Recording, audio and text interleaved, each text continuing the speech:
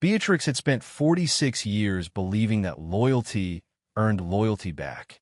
That if you raised 3 children, kept a house clean, nursed a husband through 2 heart surgeries, and never once asked for thanks, the world owed you something close to peace by the time you turned 69. Instead, she got a manila envelope on her kitchen table, a stranger's signature where her name used to be, and a husband who couldn't even look at her while he explained that the woman he'd been seeing for the last 3 years would be moving in by the end of the month. Divorced at 69, with 1 duffel bag and a brass key her dying mother had pressed in her palm 41 years ago, Beatrix Whelan walked alone down a dirt road outside Millbrook Glen, Oregon, toward a stone cellar her family had spent decades calling a waste of land. A cellar her mother Sigrid had always called the only honest room she'd ever owned. Before we jump back in, tell us where you're tuning in from, and if this story touches you, make sure you're subscribed, because tomorrow I've saved something extra special for you. What Beatrix found inside that cellar wasn't gold, and it wasn't cash. It was an old wooden loom, a half-finished tapestry in faded blue and rust, and a stack of letters her mother had hidden in the lining of the weave for 40 years. Letters that named the man who had ruined Beatrix's name when she was 28, letters written by witnesses too frightened to speak while he was alive, and one final letter from her mother begging forgiveness for staying silent. By the time the sun set on Millbrook Glen the next evening, the mayor of that town would be on his knees in front of 200 people, and Beatrix would have her name back. If you've ever been called a thief when you were innocent, if you've ever watched a powerful man rewrite your life in front of a town that believed him, if you've ever wondered whether the truth still matters after 4 decades of silence, stay with this one. What this woman does with what her mother left behind is going to make you believe that some debts get paid, even 40 years late. Subscribe now, and welcome to Dreams Don't Age. Beatrix Whelan stood in the driveway of the house she'd lived in for 31 years and watched her husband's new fiancée carry a houseplant through the front door like she already owned it. The plant was a fiddle-leaf figure.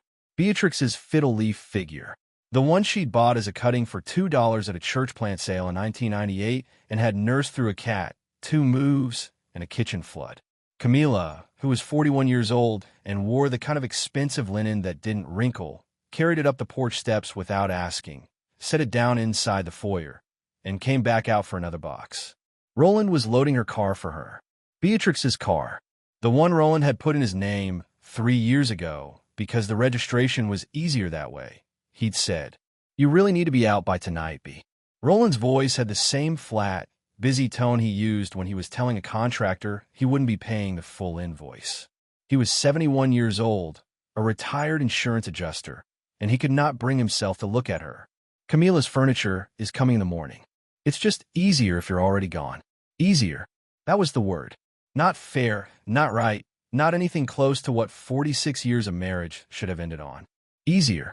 The settlement had moved through court in 8 months. Roland's lawyer had been thorough. The house was in a family trust Roland's father had set up in 1976, for years before Beatrix married into it, and Beatrix's name had never been added. The savings account she'd thought was joint had been quietly converted to a sole name account during a refinance in 2019. Beatrix had signed the paperwork without reading it. She had trusted him. That was the part she could not stop thinking about. She had trusted him for 46 years, and the cost of that trust was that she now owned a duffel bag, a coat, a small box of photographs, and $372 in a checking account she'd opened the week before on the advice of a divorce mediator who had looked at her with the kind of pity that meant the mediator already knew how this would end. Her 3 children stood on the lawn, watching their father load the last of Camila's boxes. Tobin, the oldest at 44, was on his phone. Marin, 41, kept glancing at her watch. Quentin, 38, hadn't said a word in 20 minutes. They had all flown in for what they kept calling the transition, as if their mother were a department being reorganized. "Mom," Marin finally spoke, and her voice had the careful, managed warmth of someone who had decided in advance to be reasonable. "We've been over this. You can't stay with me. The condo isn't set up for a long-term guest. Tobin and Lila just had the baby. Quentin's lease specifically prohibits it. We're not abandoning you. We're being practical. You applied to those senior apartments, right?" Tobin said, still looking at his phone. The ones in Salem, 18-month waiting list, Beatrix said. Well, Tobin shrugged. That's not really our fault. You should have planned, Mom. Quentin's voice was softer than the others, but the words were the same. You can't expect us to just absorb this. We have our own lives. Beatrix listened to her 3 children explain to her, with the patient cadence of people who believe themselves generous, that her 69 years of life were now her own logistical problem. She thought about the night she'd sat up in a hospital chair when Quentin had pneumonia at 6. She thought about the bridge loan she and Roland had taken out in 1992 to put Tobin through his first year of college. She thought about teaching Marin to drive in the parking lot behind the Lutheran church. None of it seemed to count. None of it had been entered as evidence anywhere her children could see it. She picked up the duffel bag. It weighed almost nothing. I have somewhere to go, she said. All 3 of her children looked at her at once. There's the old place, out on Cedar Hollow Road. Mom's homestead. For a moment, nobody spoke. Then Marin actually laughed. Mom, that's a ruin. The house burned down before I was born. The cellar's still standing. The cellar? Tobin lowered his phone for the first time. Mom, that's a hole in the ground. There's no power. There's no water. You're not seriously. I'm not asking, Beatrix said. She turned around and started walking down the driveway, past the fiddle-leaf fig sitting on her own porch, past the car that wasn't hers anymore, past the children who had decided she was a problem to be filed. Behind her, she heard Roland say something low to Camilla, and then she heard Tobin say, in a voice that was not as quiet as he thought it was, give her a week. She'll be calling for a hotel by Wednesday. Beatrix kept walking. Cedar Hollow Road was 8 miles out of town, and she had until sundown to get there. Beatrix walked the first mile in a kind of stunned silence, the duffel bag over her shoulder, the gravel of the shoulder crunching undershoes that were not made for 8 miles of road. It was early October, and the air had that thin, dry edge that Oregon gets just before the rains come back. She had a coat. She had a wool scarf her mother had knitted in 1979. She had the brass key in her left coat pocket, and she kept reaching in to touch it every few minutes to make sure it was still there. The house she had just left was already behind a curve in the road. She could not see it anymore. She tried not to think about Roland. That was the part she had to be careful with. If she let herself sit with the picture of him standing on the porch with Camilla's hand on his lower back, she was going to stop walking, and if she stopped walking, she did not know what she would do. So she made herself think about her mother instead. Sigrid Halvorsen had been a Norwegian immigrant, brought to Oregon in 1922 when she was 4 years old, raised on a sheep farm by parents who barely spoke English and never quite forgave America for not being home. She had married Beatrix's father, Erling, at 19, buried him at 51, and lived another 36 years on her own in the house at the end of Cedar Hollow Road. The house had burned in 1989 in a chimney fire, the year after Sigrid died. The trust had paid out a small insurance settlement. Beatrix's siblings had divided it 3 ways, and the land itself had sat untouched for 36 years, too remote to develop, too tangled in family paperwork to sell. Beatrix had not been back since the funeral. She had not been back, in part, because of what had happened the year after the funeral. The thing she had spent 40 years trying not to look at directly. The reason her own children had grown up half believing their mother had once done something shameful, even though no one in the family ever said it out loud. She kept walking. By the 3rd mile, her right hip was beginning to ache in the deep way it ached now, the way that meant she'd be paying for this tomorrow. She thought about sitting down on the shoulder for a few minutes. She didn't. She was 69 years old and walking down a county road with everything she owned on her shoulder, and she had decided somewhere around the 2nd mile that if she sat down she would cry, and she did not want to cry on the side of a road where someone she knew might drive past. A pickup did pass her around mile 4. The driver slowed, looked at her, and then sped up again. She did not recognize him. She was glad. Millbrook Glen was small enough that recognition would have been worse than being ignored. The sun was low and orange by the time she reached the turnoff. Cedar Hollow Road was not really a road anymore at the last half mile. It was a rutted track grown in on both sides with blackberry and young alder, and the gate at the end was rusted shut on its hinges. Beatrix climbed over it. Her coat caught on the wire. She tore a small triangle out of the hem and didn't stop to look at it. The land opened up past the gate the way she remembered it opening up when she was a child. A wide sloping meadow, a line of cedars along the back, and the dark shape of the foundation where the house used to stand. There was almost nothing left of the house. A blackened concrete pad, a chimney stack still standing, which surprised her. A scatter of old roof tiles half buried in moss. 40 years of forest had been quietly working on it. She stood at the edge of the foundation for a long minute and tried to picture the kitchen. The yellow cabinets, the cream-colored stove, the window over the sink where her mother used to stand with a cup of black coffee at 5 in the morning. She could picture all of it, and at the same time, she could not picture any of it being real. She turned away from the foundation and walked around to the back of the property. The cellar was still there. It was set into the side of the small hill behind where the house had stood, the way root cellars used to be built before refrigeration was standard. Heavy stone walls, a pitched timber roof, mossed over but not collapsed. A wooden door, weathered nearly black, set into a low stone arch Sigrid's husband Erling had built it himself in 1948 with stone he'd hauled from the creek.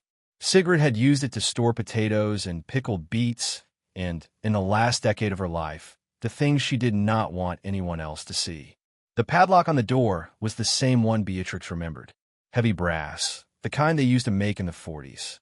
It was orange with rust. Beatrix put the duffel bag down at her feet and took the brass key out of her pocket. She had carried this key for 41 years. Her mother had pressed it into her palm in the hospital in February of 1985, 3 days before Sigrid died of the stroke that had been coming for a year. Sigrid had not been able to talk well by that point. The right side of her face had stopped working, but she had taken Beatrix's hand, put the key into it, closed Beatrix's fingers around it, and said, very slowly and very clearly, "When you have nothing left, when they take everything, go to the cellar. I left it for you. Promise me." Beatrix had promised. She had thought, at the time, that her mother was confused, that the stroke had moved something loose in her head. Beatrix was 28 years old in February of 1985, married 3 years, with a 1-year-old son and another baby on the way, and she could not imagine a future in which she would have nothing left. 6 months later, she would understand exactly what her mother had meant. And by then, Sigrid would be dead, and Beatrix would have no one to ask. She slid the key into the padlock. For a second, it would not turn. 40 years of rust, swollen wet and dry, through 40 Oregon winters. Beatrix used both hands. She braced her feet. She felt something crack inside the lock, and then it gave. The shackle popped open. She stood there in the dusk with the open lock in her hand and listened to her own breathing. Then she pulled the door. The door fought her. 40 years of swelling and warping had set the timber tight in its frame, and Beatrix had to set her shoulder against it and push twice before it gave with a low groan and swung inward on hinges that had somehow not rusted through. A wave of cool, dry air came out at her, smelling of stone and old wood and something else underneath. Lanolin. Wool.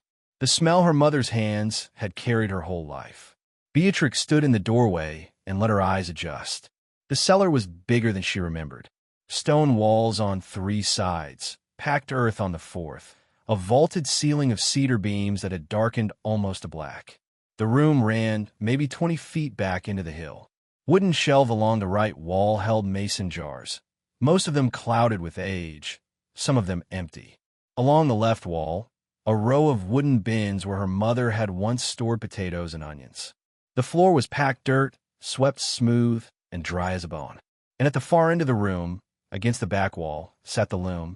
Beatrix had not seen it in 41 years, and she had forgotten how big it was.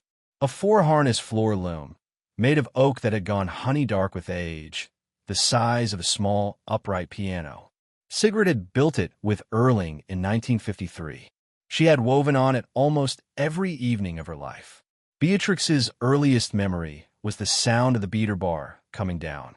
Whomp, whomp, whomp. The slow heartbeat of the house she'd grown up in. The loom had a piece of cloth still on it, stretched taut between the warp beam and the cloth beam, half finished, exactly the way Sigrid had left it the last week of her life. Beatrix took the flashlight out of her duffel bag and clicked it on. She moved across the cellar slowly, the way you move toward a sleeping animal. The half-finished tapestry was a wide piece of weaving in deep blue and rust orange, and a thread of pale gold running through it, with a pattern Beatrix recognized as a Norwegian motif her mother had loved. Crock bragged. Her mother's hands had taught her the word when she was 7 years old. She put her hand flat against the cloth. It was still soft. It still smelled, faintly, of the lanolin Sigrid had used to keep her wool from drying out. There was a small wooden chair pulled up to the loom's bench. On the bench, where her mother used to sit, was a tin box. Black tin with a hinged lid, the kind people used to keep tobacco in. Beatrix lifted it carefully. It was heavier than she expected. She sat down on the bench in her mother's place. Her hands were shaking, which surprised her. She had not cried on the road. She had not cried on the porch when Roland had told her. She had not cried in the lawyer's office or in the courthouse or at any single moment of the last 14 months. But sitting on her mother's bench in her mother's cellar with her mother's tin box in her hands, she felt something move in her chest that she had been holding down for so long she had forgotten it was there. She opened the tin. Inside, on top, was a folded piece of paper. Beatrix's name written across it in her mother's careful, slightly slanted hand. Sigrid had been left-handed. The slant of her writing had always gone the wrong way. Underneath the folded paper was a thick stack of envelopes, tied together with a piece of butcher's twine. Beatrix counted them with her thumb. 11 envelopes. Different handwriting on every one. All of them addressed to Sigrid Halvorsen, RFD 2, Millbrook Glen, Oregon. And underneath the envelopes, at the bottom of the tin, was something else. A ledger book, brown cloth cover, gold lettering worn nearly off, the spine cracked. The kind of accounting ledger small businesses used to keep before computers. Beatrix lifted the ledger out and opened it. The pages were full of her mother's handwriting, columns of dates and dollar amounts. Beatrix's eyes ran down the first page, and then down the second, and then she stopped. She knew what she was looking at. She had been looking for it for 40 years. She closed the ledger carefully and set it down on the bench beside her. Then she picked up the folded letter with her name on it. She did not open it yet. She held it in her lap and looked around the cellar, at the loom, at the half-finished weaving, at the shelves of clouded jars, and she understood, finally, what her mother had been doing in this room for the last decade of her life. This had not been a hiding place. This had been a record. Beatrix had been 28 years old in the summer of 1985, 6 months pregnant with Marin, working as the part-time bookkeeper for the Millbrook Glen Community Relief Society. The Relief Society had been the town's biggest charity. It ran the food bank, paid heating bills for the elderly in winter, gave small grants to families in trouble. The board was made up of 8 of the town's most respected citizens. The treasurer, the man who'd brought Beatrix in to do the books because he said she had a good head for numbers, had been a 34-year-old lawyer named Lucien Strand. Lucien was now 75 years old, and he had been the mayor of Millbrook Glen for the last 22 years.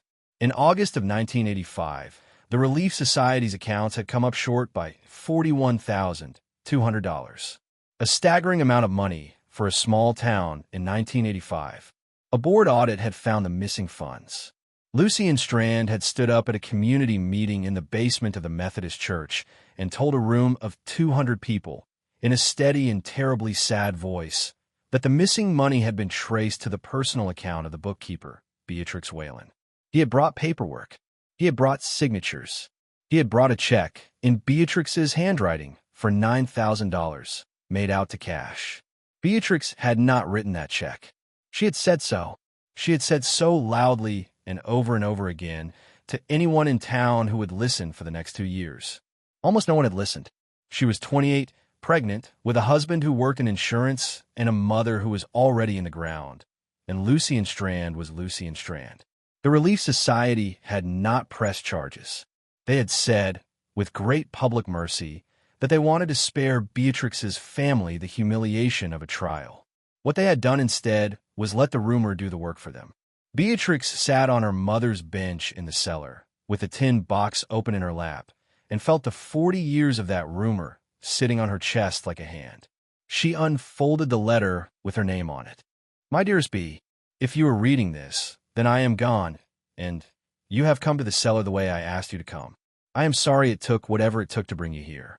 I am sorry I could not be the one to put these papers into your hand myself. I want to tell you what I know, and I want to tell you what I did, and I want to tell you why I did it. And then I want to ask you to forgive me, even though I am not sure I deserve to be forgiven. You did not take that money, B. I knew it the day Lucy and Strand stood up in that church basement and said it. I knew it because I knew you and I knew him, and I have known the difference between a thief and a liar since I was 9 years old back in Bergen. The letters in this tin came to me over the 4 years after the meeting. People in this town who had seen something or heard something or knew something, but who could not say it out loud while Lucy and Strand was alive and angry. They wrote to me because I was your mother and because they could not look at themselves in the mirror without putting it down on paper somewhere. I tried, B. I tried to use them. I made an appointment with the county sheriff in March of 1986. I made another appointment with a reporter from the Salem newspaper that May. Both times, Lucien found out before I went. Both times, he came to this house and sat in my kitchen and explained to me, in that quiet voice he uses, exactly what he would do to you and to your husband and to your children if I made a sound. I believed him. I am sorry. I should not have believed him. I should have walked into that newspaper office anyway. But you had Tobin, and you were carrying Marin, and Quentin was not yet born, and I could not see how to throw all of you into a fire to save your name. So I did the only thing I could think of. I kept the letters. I kept his ledger pages, the real ones, that came to me from a woman who worked in his office and could not live with what she had filed. I put them all in this tin, and I put the tin under the loom, and I prayed every night for 10 years that you would never need them. I am writing this on the 2nd of February, 1985. The doctor tells me my heart is tired. He gave me 3 or 4 months. I do not have the strength to fight Lucy and Strand from a hospital bed, and I cannot leave this paper anywhere a lawyer might find it, because lawyers in this town belong to him. So I am giving it to you, B. I am putting the key in your hand, and I am asking you to promise me that if it ever comes to the worst, if you are ever empty-handed and out of choices, you will come here and find what I left. I love you. I have loved you every day of your life. I am sorry I could not save your name while I was alive. Maybe you can save it yourself. Your mother, Sigrid. Beatrix read the letter twice. Then she folded it back along its original creases and put it in the inside pocket of her coat, the pocket closest to her ribs, and she sat for a long time in the dark with her hands flat on her knees. She could hear, very far off, an owl in the cedars at the back of the property. She had spent 40 years carrying a thing she had not done. She had carried it through the births of 3 children, through the slow death of her father-in-law, through the end of her marriage. She had carried it through every small social moment where someone in Millbrook Glen had looked at her a half-second too long. She had carried it through the years when her own children, who had been told nothing directly, had still somehow absorbed the shape of it from the silence around the dinner table at Thanksgiving when their grandfather Whelan would not quite meet their mother's eye. Roland had never asked her about it directly, not once in 46 years. She had told him the truth the week they got engaged in 1980, and he had said he believed her, and they had never spoken of it again. She had thought his silence was kindness. She understood now, sitting in the cellar, that his silence had been something else. Roland had not believed her. Roland had married her anyway, because he loved her, but he had carried a small private doubt for 46 years, and that doubt was part of why, when Camilla came along with her clean hands and her uncomplicated history, he had been ready to let go. Beatrix found that she was not crying about that. She had thought she would. She found, instead, that she was very calm. She picked up the stack of envelopes. She read them one at a time, by flashlight, with the loom standing over her like a witness. The first was from a woman named Ottilie Fraser. She had been the Relief Society's filing clerk in 1985. She had been 23 years old. She wrote that she had personally watched Lucy and Strand take the original deposit ledger out of the office safe on the night of August 14th, and she had watched him bring it back the next morning with 3 pages replaced. She had recognized the new pages because the paper was a slightly different weight. She wrote that she had been too afraid to tell anyone at the time because Lucien's wife was her landlord, and she had a baby and no husband. The second letter was from Hollis Driscoll, who had been the night janitor at the Relief Society offices. He wrote that on the evening of August 12th, he had come into the back office to empty a wastebasket and had seen Lucien Strand at Beatrix's desk, going through her drawer. He had seen Lucien remove a small leather checkbook, write something in it, and put it back. Hollis wrote that he had not understood what he was seeing until the audit came out 2 weeks later. He wrote that he had not spoken up because his son was on parole and Lucien Strand sat on the parole board.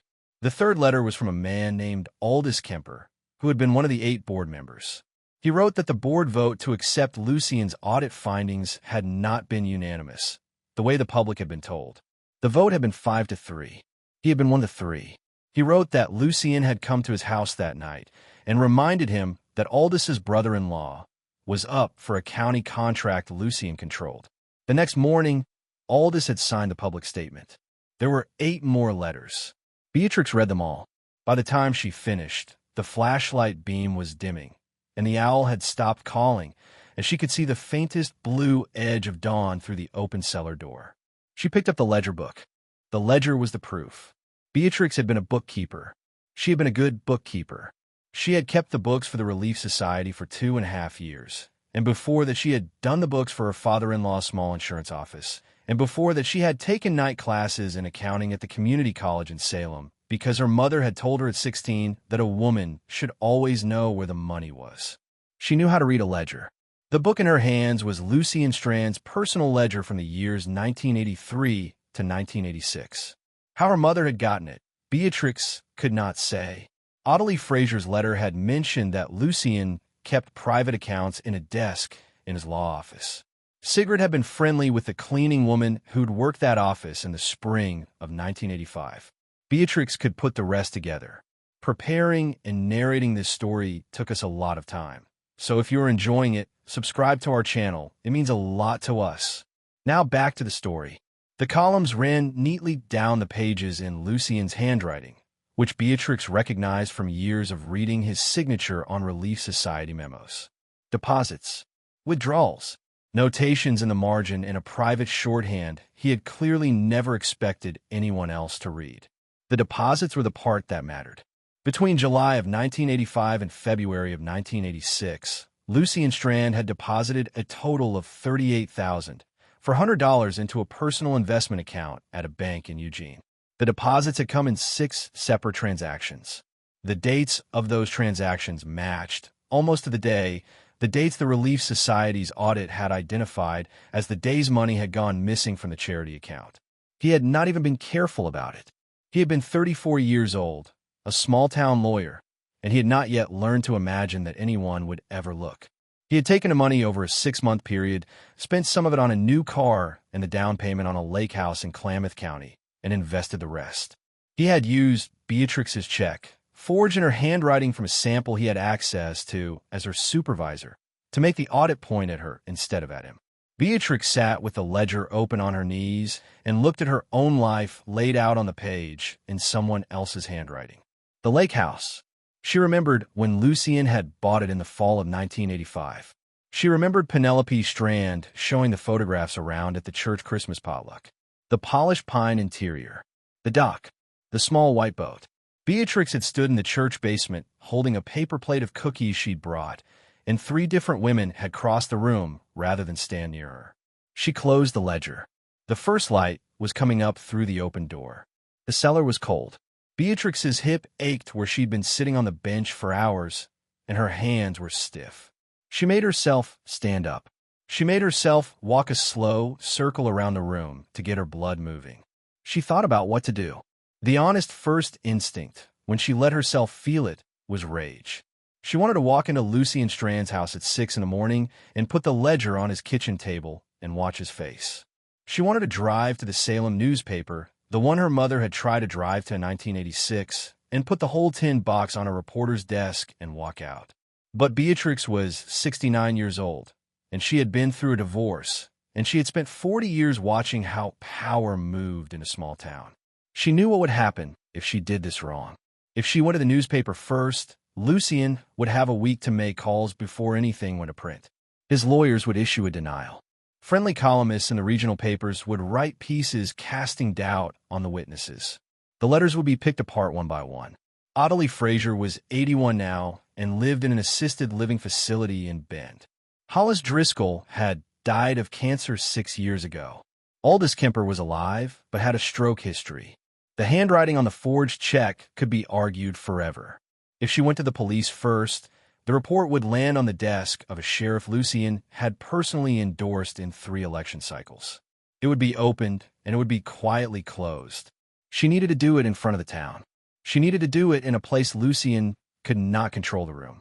She stood at the cellar door and looked out at the meadow in the gray light, and she remembered something she had read in the Millbrook Glen weekly a month ago in the lawyer's waiting room.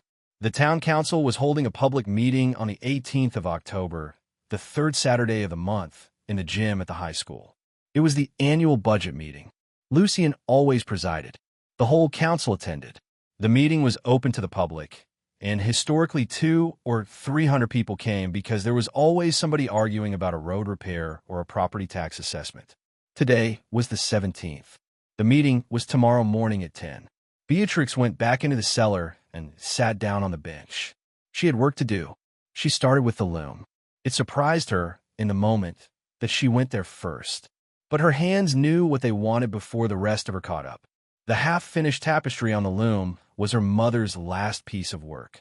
It had been sitting unfinished for 41 years. The warp was still tight. Beatrix sat down at the bench, picked up the shuttle, and wove 3 rows. She was not a good weaver. Her mother had tried to teach her in the early 80s, and Beatrix had been too busy with babies. But her hands remembered enough. She passed the shuttle. She brought down the beater bar. Whomp. The sound of the house she had grown up in. Whomp, whomp. She wove the 3 rows in pale gold thread, the same gold her mother had been working with, and then she tied off the shuttle the way she remembered her mother tying it off. She did not finish the tapestry. She left the rest for another day. Then she went to her duffel bag and took out the one good dress she had managed to put in it before she left the house. Black wool, long sleeves, knee length. She had worn it to her father-in-law's funeral. She had worn it to 2 weddings since. She laid it out across the loom bench. Tomorrow she would walk into the high school gym in that dress, with a tin box under her arm, and she would say what she had not been allowed to say in 1985. She lay down on the floor of the cellar with her coat for a pillow, and she slept for 4 hours. She woke at 9. The cellar was full of pale October light coming through the open door. Beatrix's first thought, before she remembered where she was that the ceiling above her looked wrong, and then she remembered there was no ceiling above her. There was a vault of cedar beams and 41 years of her mother's quiet work, and a tin box on the loom bench with everything she needed inside it. She sat up slowly. Her right hip was bad. Her shoulder hurt where the duffel bag strap had cut into it. She had slept 4 hours on packed dirt and a folded coat, and she felt every one of her 69 years all at once. She did not have time to feel them. She had a jug of water in the duffel bag. She poured some into a tin cup she found on a shelf, washed her face, washed her hands twice, and combed her hair out with her fingers and then with a small comb from her purse. She had no mirror. She had to do it by feel. She pinned her hair back the way she had worn it for the last 20 years, low at the nape of her neck, with 2 pins on either side. She put on the black wool dress. It was wrinkled from being folded in the duffel bag. There was nothing she could do about that. She put on the wool scarf her mother had knitted in 1979, the one with the small geometric pattern at the ends, and she pulled it around her shoulders and let the long ends fall down the front of the dress so that the wrinkles in the wool were partly covered. She had black flats in the bag. She put them on. She looked, as best as she could tell without a mirror, like a woman who had come to say something serious. Not a bride, not a victim. A woman in mourning clothes who had decided to be heard. She put the tin box into a canvas grocery bag she had brought. She left the cellar door open behind her. She did not lock it. There was nothing in there now that needed locking. The truth was already out the moment she had opened the lid on the tin box. The lock had only ever been to keep the truth in. She walked back down Cedar Hollow Road in the morning light. It was easier going than the walking had been. Downhill mostly. The blackberry was less dense in daylight. She made the gate in 20 minutes. A truck was passing on the county road as she climbed over. The driver slowed. It was a man named Doyle Renner, who had been on the Relief Society board in 1985 and had voted to accept Lucien's audit. He was 80 now. He was driving his grandson to a soccer game. He looked at Beatrix in her black dress on the wrong side of a rusted gate, and his face did something complicated, and then he sped up and kept driving. Beatrix watched him go. She walked the 8 miles back into town. It took her 3 hours. She stopped twice to rest, once on a guardrail and once at a closed roadside fruit stand. She drank from the jug. She did not eat. She had not eaten since the morning before, and she had decided somewhere in the 3rd mile that she did not want to eat until after. She came into Millbrook Glen from the north side, past the feed store and the Lutheran church and the small park where her 3 children had learned to ride bicycles. People saw her. A woman she had known for 30 years was loading groceries into her car at the IGA, and she stopped with a bag of frozen peas in her hand and stared at Beatrix walking by in a black dress with a canvas grocery bag, and she did not say hello. Beatrix did not say hello either. She kept walking. The high school was on the east edge of town. The parking lot was already full when she reached it. Pickup trucks, SUVs, a few cars from the regional press. The annual budget meeting was always the biggest meeting of the year, and this year, Beatrix could see, was no different. She walked across the parking lot and up the front steps of the school. The gym was at the back of the building, down a long cinder block hallway lined with trophy cases. Beatrix had walked this hallway many times. She had walked it for parent-teacher nights when Tobin was a freshman. She had walked it for Marin's cross-country meets. She had walked it for Quentin's spring band concerts. She walked it now in her mother's scarf and her funeral dress with a tin box of 40-year-old letters under her arm, and the hallway felt shorter than it had ever felt before. The gym doors were propped open. Beatrix could hear Lucien Strand's voice already, amplified through the gym's old speaker system, working through the second quarter expenditures. She stopped just outside the doors and looked in. The gym was full. 250 people in folding chairs, maybe more. The town council sat at a long table on the gym floor, facing the rows of chairs, with Lucien at the center. He had a microphone in front of him.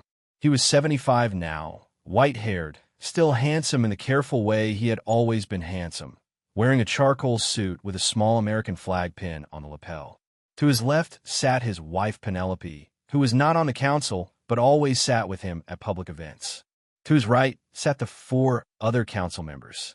Behind him, on the gym wall, hung a banner that said Millbrook Glen, 138 years of community. Beatrix saw her 3 children in the 3rd row. Tobin and Marin and Quentin had come, the way most of the town had come, because the budget meeting was a town tradition. They were sitting together. Marin had a notepad. Tobin had his phone face down on his knee. Quentin was looking at the floor. None of them had seen her come in. Beatrix took a breath that went all the way to the bottom of her lungs. She walked into the gym. She walked straight down the center aisle between the rows of folding chairs. People saw her, the woman in the black dress with the grocery bag. Heads turned in a small wave that traveled forward through the room as she walked. A murmur started behind her and grew. Lucien Strand was still talking into the microphone, looking down at his papers, working through line items. He did not look up until Beatrix was 10 feet from the council table. When he looked up, his face changed. For 1/2 second, before he had time to put his public face back on, Beatrix saw him recognize her. She saw him recognize the dress. She saw him recognize the bag. She saw him understand, with absolute clarity, why she was there. Then his public face came back. "Mrs. Whelan," he said into the microphone, "this is a council meeting. If you have a matter for the council, you are welcome to sign up for public comment, which begins at—" "I have a matter," Beatrix said. She set the tin box on the council table. The gym went quiet. Not all at once. The quiet moved the way the murmur had moved, in a small wave from the front rows back to the doors. The man at the soundboard in the corner reached for the volume knob, and then pulled his hand back, not sure what he was supposed to do. Beatrix did not have a microphone. She did not need one. She had spent 40 years being quiet in this town, and her voice came out of her now the way it had been waiting to come out, low and clear and steady enough to carry to the back rows. "My name is Beatrix Whelan," she said. "Most of you know who I am. Most of you know what I was accused of in the summer of 1985. I have come here today to tell you that I did not take that money, and I have brought the proof. Lucien leaned into his microphone. His voice was patient and tired, the voice of a man being interrupted by a confused old woman. Mrs. Whelan, with respect, this is not the appropriate forum. Mr. Strand. She said his name the way she had been wanting to say it for 40 years. You stood in the basement of the Methodist Church on a Tuesday night in August of 1985, and you told 200 people in this town that I had stolen $41,200 from the Community Relief Society. You showed them a check in my handwriting. You showed the paperwork. You said that the board, in its mercy, would not press charges in order to spare my family. You let this town decide for 40 years that I was a thief, and you were merciful. And you have used that decision to build everything you have. She opened the tin box. I have 11 letters here. They were sent to my mother, Sigrid between 1985 and 1989. They were sent by people in this town who saw what you actually did and were too frightened to say it while you had power over them. I will read 3 of them out loud right now. Mrs. Whelan. Lucien's voice was harder. I'm asking you to leave the floor.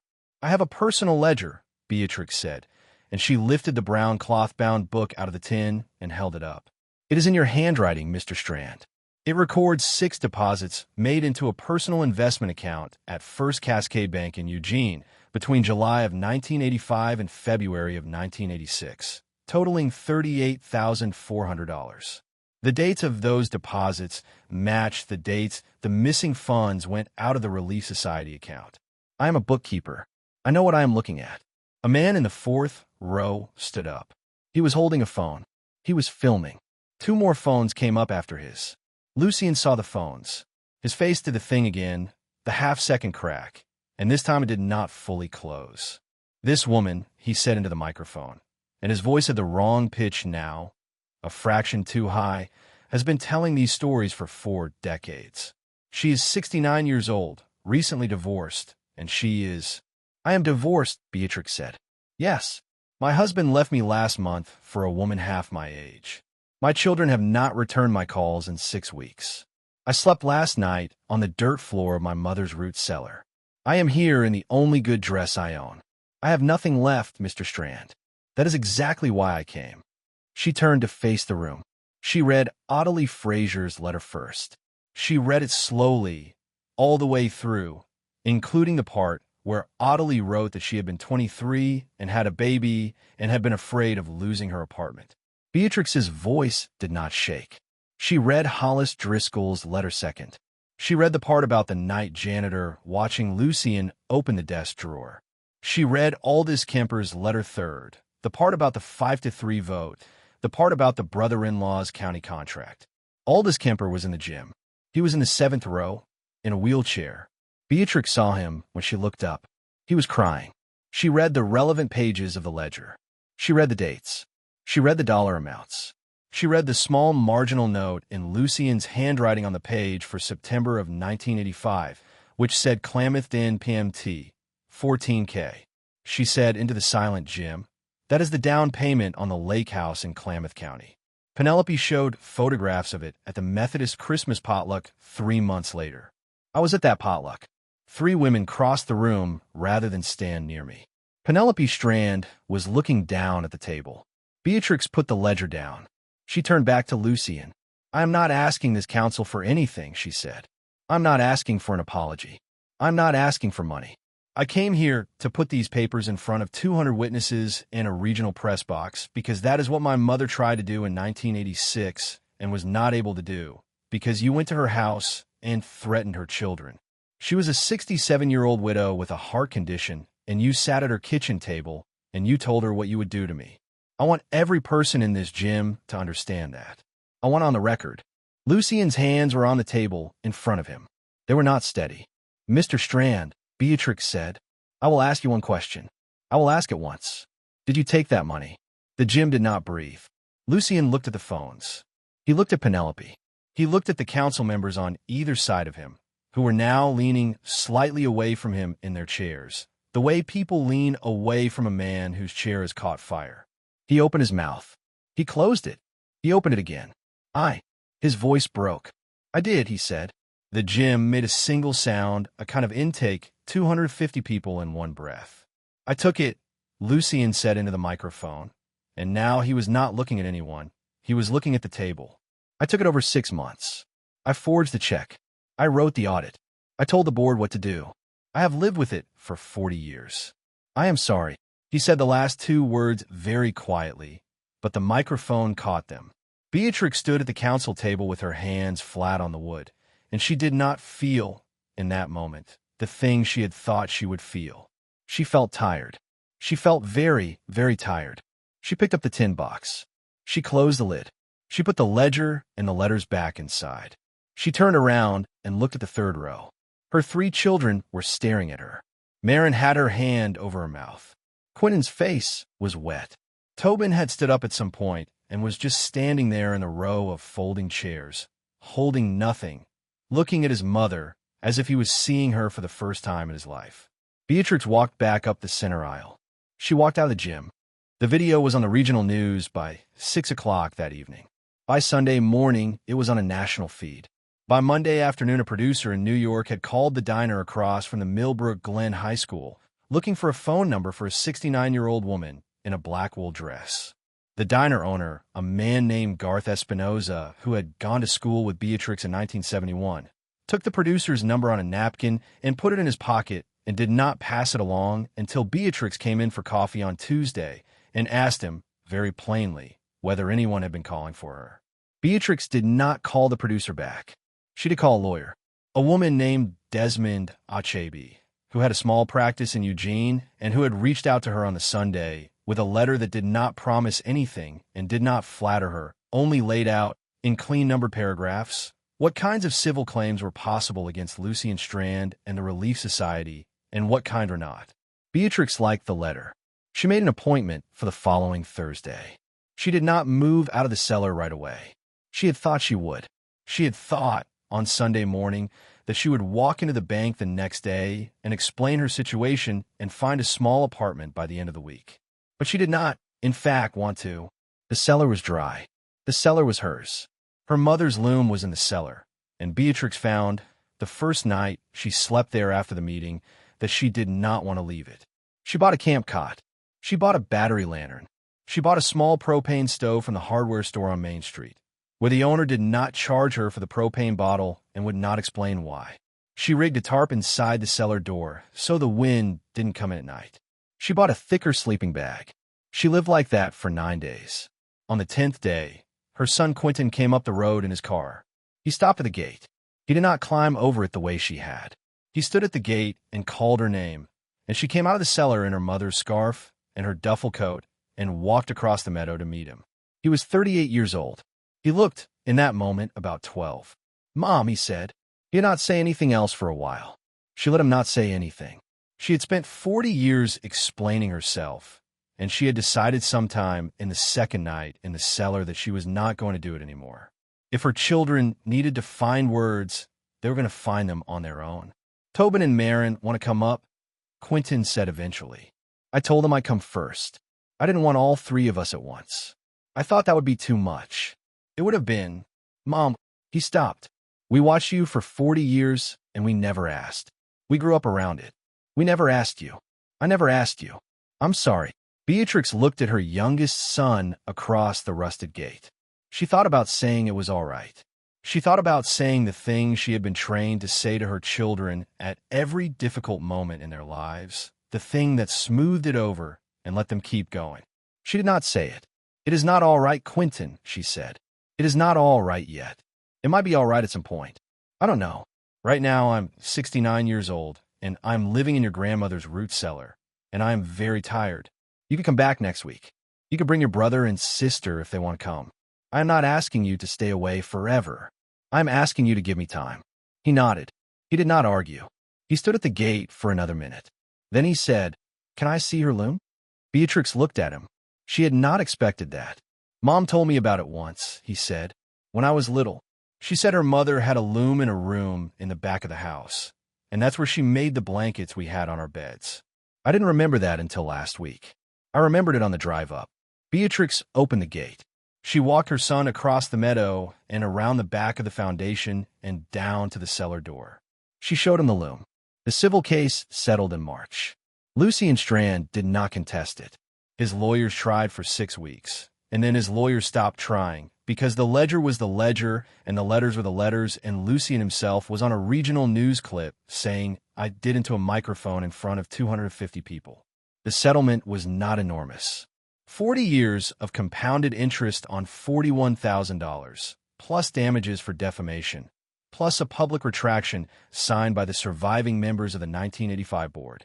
It came to enough money for Beatrix to buy a small house on the south end of Millbrook Glen, the kind of house she had wanted for 30 years and never asked Roland for, and to keep the rest in an account in her own name that no one else could touch.